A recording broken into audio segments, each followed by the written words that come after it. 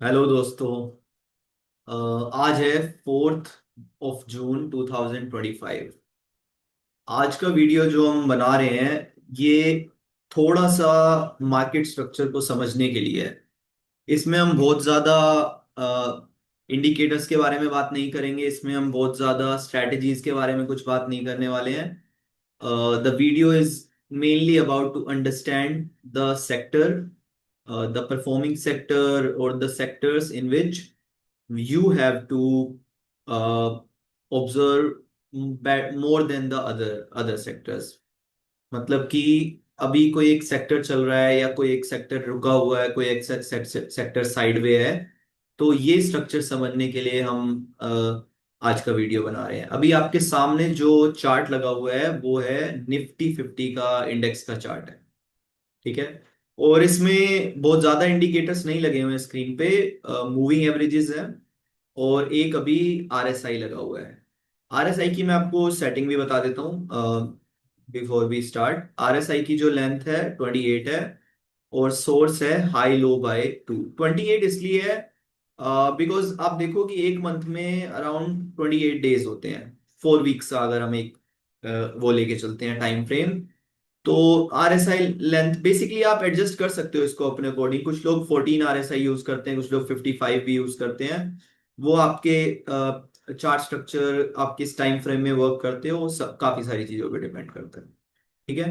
अब मैं आ जाता हूँ एक बार 2000। अब मैं ज्यादा पीछे नहीं जाऊंगा चार्ट में, 2025 से बात करते हैं। ये जो चार्ट स्ट्रक्चर आप देखोगे जब 2025 स्टार्ट हुआ था लगभग लगभग यहाँ पे 1 जनवरी। अब इसमें एक छोटा सा बाउंस बैक था, बट आप देखोगे ये जो ग्राफ है ये इन दोनों ईएमएज, ये हमारी हायर टाइम फ्रेम की ईएमएज है और ये जो आप ईएमए देख रहे हो ये लोअर टाइम फ्रेम की इमेज है। इसमें भी आप कॉम्बिनेशन बना सकते हो।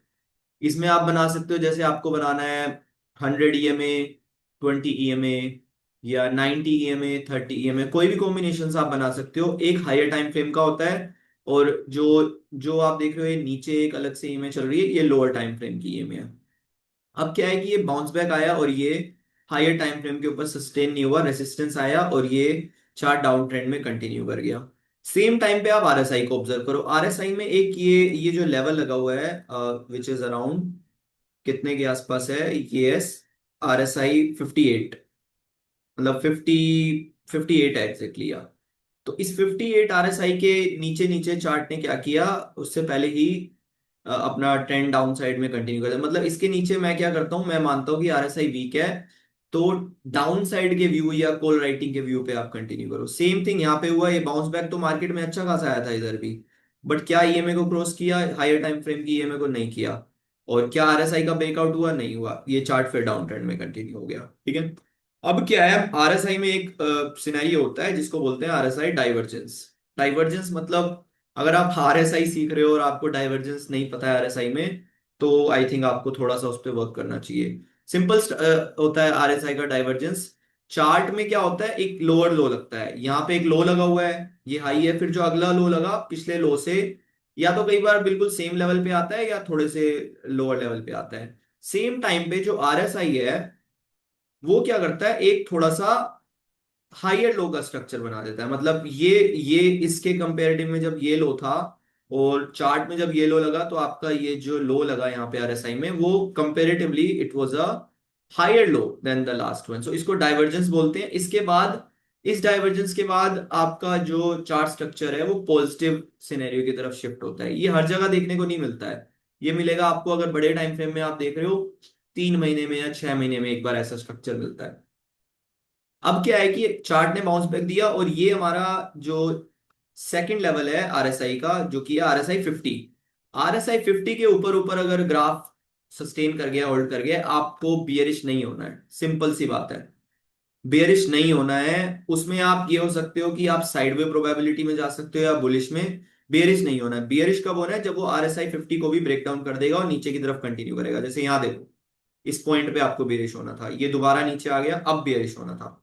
ये ऊपर है, नहीं होना है बियरिश, नीचे आ गया, बेरिश होना है। सेम वे ये ऊपर गया है, इसमें आपको बुलिश होना है, नहीं होना है, आपके ओवरऑल ट्रेंड स्ट्रक्चर के ऊपर है, बट यहाँ पे इसके नीचे बेरिश होना है। सेम वे इसके ऊपर ये सस्टेन हो गया चार्ट, अब आपको क्या होना चाहिए, बुलिश होना चाहिए।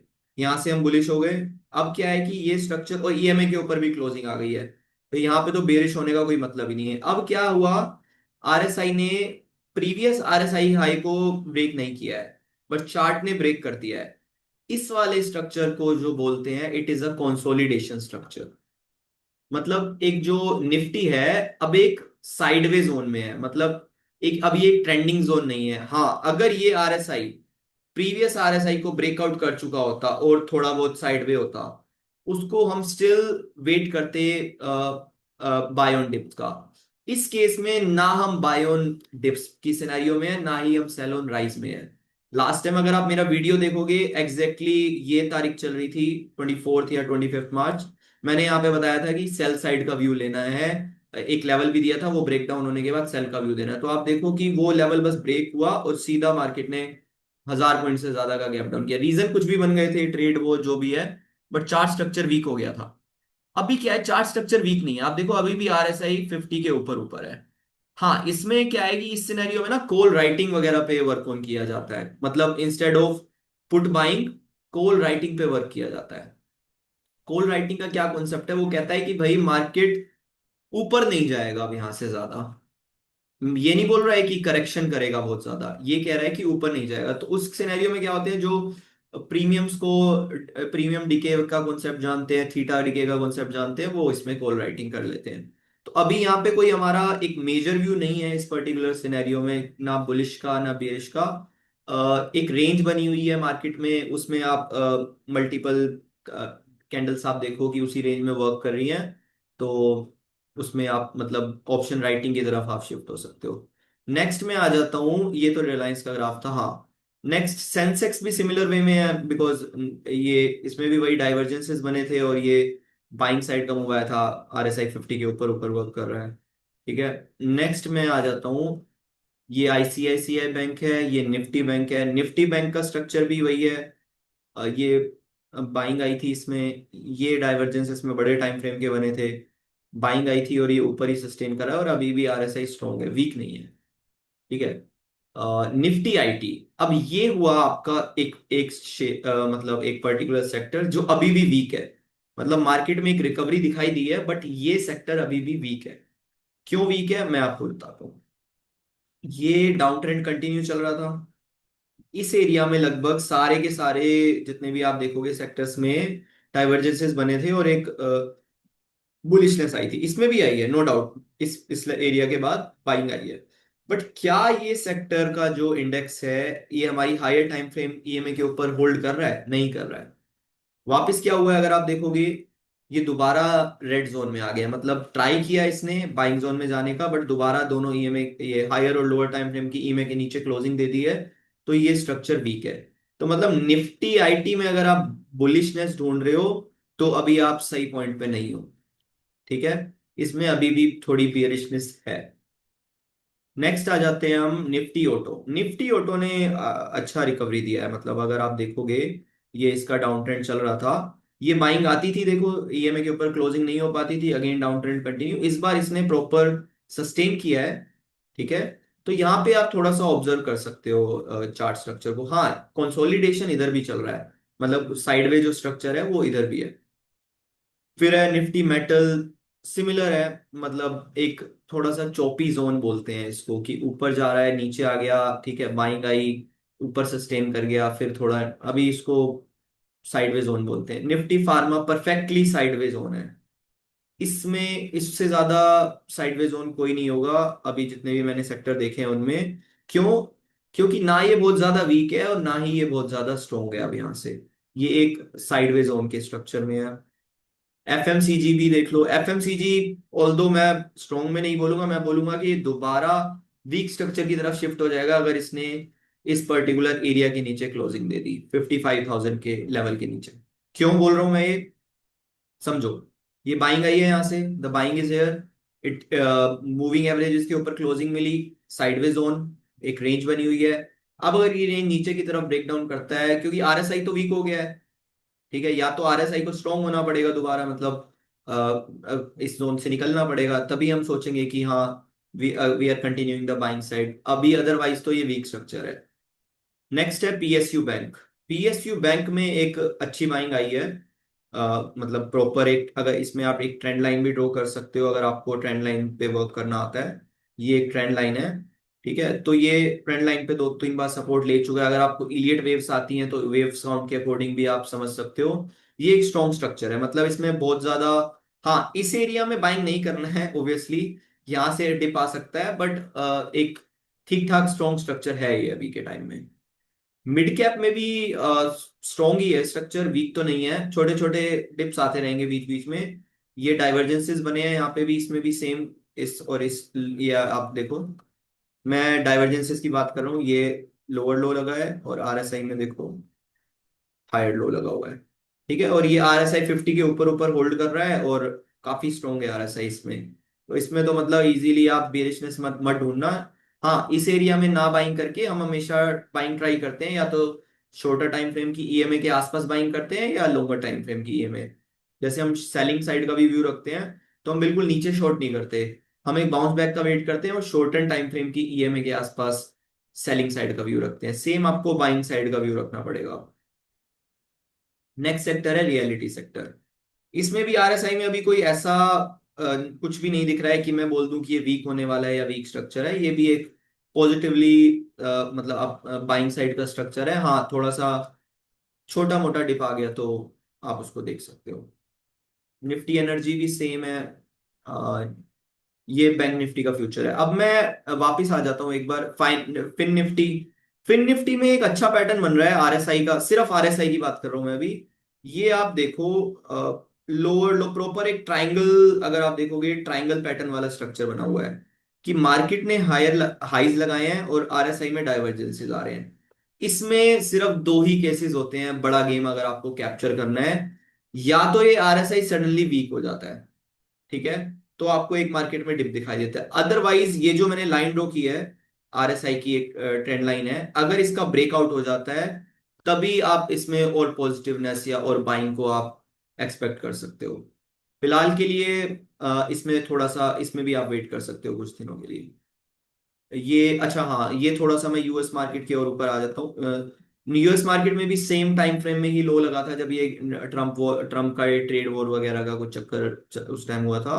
तो सेम टाइम पे ही मार्केट में इसमें शॉर्ट टर्म का बॉटम बोल देंगे इसको, लगा था और बाइंग कंटिन्यू है, ठीक है। अब मैं आपको एक छोटा सा एक व्यू देने वाला हूँ कि कोई भी सेक्टर, जैसे अभी हमने ऑब्जर्व किया निफ्टी आईटी एक वीक सेक्टर है, तो उस वीक सेक्टर में आपको कौन से शेयर्स ढूंढने हैं जिसको आप थोड़े छोटे टाइम फ्रेम में आप फ्यूचर्स में शॉर्ट की अपॉर्चुनिटी ढूंढ सकते हो या थोड़ी बहुत ट्रेडिंग कर सकते हो। और बड़े टाइम फ्रेम में अगर आपको देखना है तो आपको ऑब्वियसली स्ट्रॉन्ग स्ट्रॉन्ग स्ट्रक्चर्स ही ढूंढने पड़ेंगे जिसमें इन्वेस्टमेंट करनी है। अब मैं कुछ कंपनी जो मुझे पता है निफ्टी आईटी की, उनका मैं आपको चार्ट दिखा देता हूँ। टीसीएस देखिए, ये कहीं से आपको एक स्ट्रॉन्ग स्ट्रक्चर दिख रहा है जो अभी मैंने आपको बताया? क्या ये ईएमए के ऊपर क्लोजिंग दिया है इसने? नहीं दिया। क्या आरएसआई होल्ड कर रहा है 50 के ऊपर? नहीं कर रहा, वीक हो गया।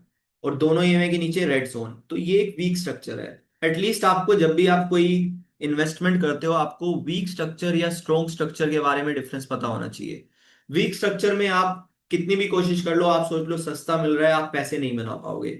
आपको वेट करना है किसी भी शेयर के स्ट्रॉन्ग स्ट्रक्चर में जाने का। भले स्ट्रॉन्ग स्ट्रक्चर का मतलब सस्ते प्राइसेस या महंगे प्राइसेस से नहीं होता। स्ट्रॉन्ग स्ट्रक्चर का मतलब होता है कि चार्ट पैटर्न ने क्या अपनी एक जो स्ट्रॉन्गनेस है मल्टीपल केसेस में वो शो करी है। अब मैं आ जाता हूँ इन्फोसिस, इन्फी जिसका एक इसका सिंबल है। अगेन वीक स्ट्रक्चर, आप चेक कर लो, ठीक है। अब मैं कुछ कंपनियां दिखाने वाला हूं जो स्ट्रॉन्ग स्ट्रक्चर में है। वो है फॉर एग्जांपल, अब मैं इसको रेफरेंस पॉइंट के लिए ले रहा हूं, इसमें कोई बाइंग या सेलिंग का कोई व्यू नहीं है। मैं आपको स्ट्रॉन्ग स्ट्रक्चर दिखाता हूं क्या होते हैं। ये मार्केट में डिप आया था, ठीक है। ये शेयर ने इस मूविंग एवरेज के नीचे क्लोजिंग दी थी। ये वीक मतलब करेक्शन में चला गया था उसके बाद बाद। अब जैसे ही ये करेक्शन, और ये देखो आरएसआई ओवरसोल्ड हो गया यहाँ पे, ठीक है। ओवरसोल्ड है प्रॉपर। आरएसआई ओवरसोल्ड होने के बाद आरएसआई ने रिट्रीट किया और ये आरएसआई 50 के ऊपर होल्ड कर गया और दोनों ईएमएस, तीनों ईएमएस के ऊपर इसने क्लोजिंग दे दी। प्रीवियस हाई भी ब्रेक कर चुका है ये शेयर। तो जो शेयर अगर एक पुल बैक में प्रीवियस हाई को काट रहा है, वो एक स्ट्रॉन्ग स्ट्रक्चर है। अब क्या यहाँ पे बाइंग करनी चाहिए या इधर करनी चाहिए थी? ऑब्वियसली जब वो आरएसआई स्ट्रॉन्ग है और आपका शेयर प्रीवियस हाई को ब्रेक कर रहा है, आपको उधर बाइंग करनी चाहिए होती है इंस्टेड ऑफ हेयर। हाँ, यहाँ पे भी आई डोंट नो कि कितना आपको मूव मिलेगा नहीं मिलेगा, बट हाँ यहाँ पे आपकी विनिंग प्रोबेबिलिटी अच्छी खासी होती है। बीएसई हो गया। मैं आपको कुछ शेयर्स और दिखा देता हूँ जो इसमें अच्छे चले हैं। एचएएल का एक एग्जांपल ले लेते हैं, डिफेंस का शेयर है। इसमें भी आरएसआई ओवरसोल्ड हो गया था यहाँ पे 3 मार्च के आसपास। बाउंस बैक आया, आरएसआई 50 के ऊपर होल्ड किया। ये अगर आप प्रीवियस स्विंग स्विंग हाई देखोगे, इसको ले लो या इनमें से किसी भी स्विंग हाई को ले लो, इसने इनके ऊपर प्रॉपर क्लोजिंग दिया और आरएसआई अभी भी 50 के ऊपर ऊपर होल्ड कर रहा है और काफी स्ट्रेंथ है, मतलब कंटिन्यू कर रहा है। तो ऐसे शेयर्स आपको ढूंढने होते हैं। किसी भी करेक्शन के सिनेरियो में आपको वेट करना होता है कि ऐसा एक स्ट्रक्चर बने कि शेयर स्ट्रॉन्ग स्ट्रक्चर में जाए और किसी एक सपोर्ट एरिया में आपको मिल जाए, वो आपकी बेस्ट बाइंग होगी, ना कि यहाँ पे। ठीक है। अब एक बार थोड़ा सा मैं नेक्स्ट डे का व्यू बता देता हूँ आपको। निफ्टी में आ जाते हैं दोबारा। ये इंट्राडे पर्पस के हिसाब से आप समझ सकते हो, मतलब ट्रेडिंग की कोई रिकमेंडेशन नहीं है, but just for learning purpose मैं आपको बता देता हूँ। ये प्रॉपर, इसको मैं 1 आवर के टाइम फ्रेम में, यस, 1 आवर का टाइम फ्रेम परफेक्ट है। ये जो 1 आवर का टाइम फ्रेम है, सेम अगर हम देखें जिधर हमने अभी आरएसआई डाइवर्जेंस लगाए थे, वहां पे यार इसका आरएसआई ओवरसोल्ड भी हुआ था। ठीक है, ये ब्रेकआउट हो गया, आरएसआई 50 के ऊपर होल्ड करा। अब ये आप हमारी हायर टाइम फ्रेम की ईएमएस देखो, ये कंटिन्यूअसली इसके ऊपर होल्ड कर रहा है या नहीं कर रहा, आप ऑब्जर्व करो। तो आपको कभी भी जब आप बुलिश, मतलब शॉर्टर टाइम फ्रेम हो या मीडियम टाइम फ्रेम हो, अगर आप बुलिश स्ट्रक्चर को कंटिन्यू करना चाहते हो, तो ये आपका एरिया होता है 1 आवर के टाइम फ्रेम में बाइंग करने का, near the higher time frame में। अभी भी जो लोग बुलिश एक्सपेक्टेशन रख रहे हैं मार्केट के साथ, उनके लिए बेस्ट एरिया है बाइंग करने के लिए, but with a proper strict stop loss below this EMA. If they can take it, then they can go for the that particular trade. Otherwise आपको वेट करना चाहिए इस ईएमए के क्रॉसओवर का and then sell on rise. But मैंने अभी आपको बताया कि जब हायर टाइम फ्रेम में मार्केट एक कंसोलिडेशन या साइडवेज स्ट्रक्चर में है, तो इसमें जनरली बड़े ट्रेंड आपको मिलते नहीं है, मतलब ऑप्शन बाइंग में। किसी दिन इंट्राडे में अगर आपको कुछ मूव मिल गया 100-200 पॉइंट का, that is a different scene. Otherwise उसमें मिलता नहीं है आपको बड़ा मूव। बड़ा मूव पता है कहाँ पे मिलता है? बड़ा मूव मिलता है या तो आरएसआई जहां पे ओवरसोल्ड हो जाता है, वहां से एक बड़ी मार्केट में बाइंग आती है। या आरएसआई क्या होता है, आरएसआई ओवरबोट हो जाता है। ओवरबोट एरियाज होते हैं जो ये 70 के ऊपर, 68-70 के ऊपर ऊपर के होते हैं, ये सारे ओवरबोट एरियाज है, यहाँ से एक अच्छी करेक्शंस मिलती है। और अदरवाइज अगर आपको पता है कि मार्केट डाउन ट्रेंड में है, तो ये जो आरएसआई 60 है, ये रेसिस्टेंस का काम करता है। और अगर आपको पता है मार्केट अप ट्रेंड में है, तो ये जो आरएसआई 50 है या 40 है, यहाँ पे सपोर्ट का काम होता है। बट अभी हम देख रहे हैं कि आरएसआई एक कंसोलिडेशन या साइडवेज स्ट्रक्चर में है। तो इसमें आपको ऑप्शन राइटिंग, अगर आपको पता है, समझ है, तो ऑप्शन राइटिंग पे वर्क कर सकते हो। अदरवाइज बहुत ज्यादा कोई, मेरे हिसाब से कोई बड़ा गेम नहीं हो रहा है। थोड़ा सा रुकने वाला एरिया है ये मार्केट का। अब एक चीज और देख लेते हैं कि आपको कोई शेयर्स अगर फाइंड आउट करने हैं इन्वेस्टमेंट के लिए या थोड़े से मीडियम टाइम फ्रेम की होल्डिंग के लिए, तो उसमें आपको क्या देखना होगा। मैं एनएससी की साइट पे ले जाता हूँ आपको। एनएससी की साइट पे आ गए हम। और ये मार्केट डेटा में आपको क्या करना है, इक्विटी एंड एसएमई मार्केट पे आ जाना है एक बार। और निफ्टी 50 की जगह हमें क्या देखने हैं, निफ्टी मिड कैप के शेयर्स देखने हैं बेसिकली। मिड कैप में हम मिड कैप सेलेक्ट नहीं, मिड कैप में भी 150। ठीक है। अब ये आपके सामने कुछ कंपनीज की लिस्ट आ जाएगी आपके सामने। ठीक है। इसमें सबसे पहले आपको क्या करना है, ये जो वैल्यू है, वैल्यू इन करोड्स, इसको एक बार हाई टू लो कर दो। ये अभी जैसे कोचिन शिपयार्ड हो गया, एबीएफआरएल हो गया, तो आप स्टार्टिंग के 20 शेयर पकड़ लो। ठीक है। और उन शेयर्स को एक बार इसी आरएसआई के पैटर्न के हिसाब से स्टडी करो।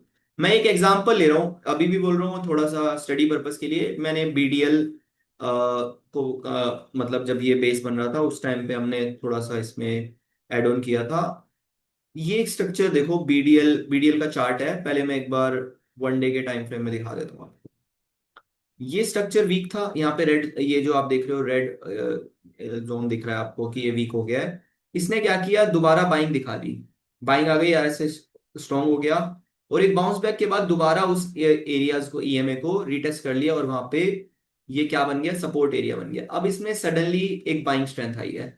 यहाँ पे बाइंग नहीं करनी होती है हमेशा। जो बुलिश पर्सन है, या जब आप ट्रेंड शिफ्ट हो रहे हो, आपको आरएसआई की बाइंग, आरएसआई के अकॉर्डिंग बाइंग करनी होती है when it is breaking out your RSI 50, not when it is already at RSI 70। ठीक है। आरएसआई 70 में जनरली पैटर्न ढूंढे जाते हैं सेलिंग के लिए, बट यहाँ पे कोई पैटर्न नहीं है सेल करने का। तो बाइंग, बट बाइंग भी नहीं करनी है, इसका मतलब ये आप इसको बोल सकते हैं कि मिस आउट हो गया है ये अब। ठीक है। और अब मैं आ जाता हूं एक बार, कोई कोई और ये क्यूमिंस इंडिया देख लेते हैं। ठीक है। क्यूमिंस इंडिया, अभी देखो इसमें क्या है, इसमें एक मतलब प्रोबेबिलिटी अच्छी है, अगर आपको इस कंपनी के बारे में आइडिया है। ये सेलिंग जोन से इसने ब्रेकआउट किया है, और ये तीनों ईएमएस के ऊपर क्लोजिंग दे दिया है, और आरएसआई स्ट्रॉन्ग है। आपको ऐसे पैटर्न ढूंढने हैं बाइंग के लिए। अब ये स्ट्रक्चर स्ट्रॉन्ग है, बट क्या यहां बाइंग करनी चाहिए? नहीं, ये कभी ना कभी आपके इन ईएमएस को दोबारा रिटेस्ट करेगा। ईएमएस को रिटेस्ट करेगा या उस पे सपोर्ट एरिया में आएगा, वहां पे आपको बाइंग इनिशिएट करनी है, और एक छोटा सा एसएल लगाना है जस्ट ईएमए के नीचे। अगर वो ब्रेक डाउन हो जाता है तो आपको ट्रेड से निकल जाना है, अदरवाइज उस ट्रेड को होल्ड करना है जब तक वो बड़े टाइम फ्रेम में कंटिन्यू करता है। ये मैं पुराना एक बार एग्जांपल ले रहा हूँ। फॉर एग्जांपल, आपने इस ईएमए के आसपास बाइंग करी, मार्केट यहाँ पे ऊपर कभी भी नहीं लेना है हायर टाइम फ्रेम की। अब ये इस ईएमए के पास आपने अगर बाइंग कर ली, और वो एक बार स्ट्रक्चर पॉजिटिवनेस में चल रहा है, आपको इस ट्रेड को तब तक कंटिन्यू करना है जब तक आपकी हायर टाइम फ्रेम की ईएमए नीचे की तरफ ब्रेक नहीं हो जाती है। आप देखो कि ये यहां पे जाके हुआ है, आपने कोई इन्वेस्टमेंट करी 1700 के लेवल पे, और आपको वहां से निकलने का मौका मिला है 3300 के लेवल पे। ठीक है, वो गया तो शायद आई थिंक 4000 तक था, बट स्टिल आपके पास काफी स्कोप था बीच बीच में प्रॉफिट बुकिंग का। सेम चीज आपको यहां बाइंग नहीं करनी है। When it will retrace and it will come near your EMA, that will be your buying area. उसके बाद आप कंटिन्यू कर सकते हो। तो ये आज का वीडियो बस यही था कि आपको मल्टीपल शेयर्स या कोई भी स्टडी करनी हो, उसमें आप आरएसआई को कैसे ट्रैक कर सकते हो। मैं आरएसआई को काफी फॉलो करता हूँ, इसलिए मैंने सोचा कि एक वीडियो अपडेट इसके बारे में भी दे देते हैं। Okay, thank you everyone.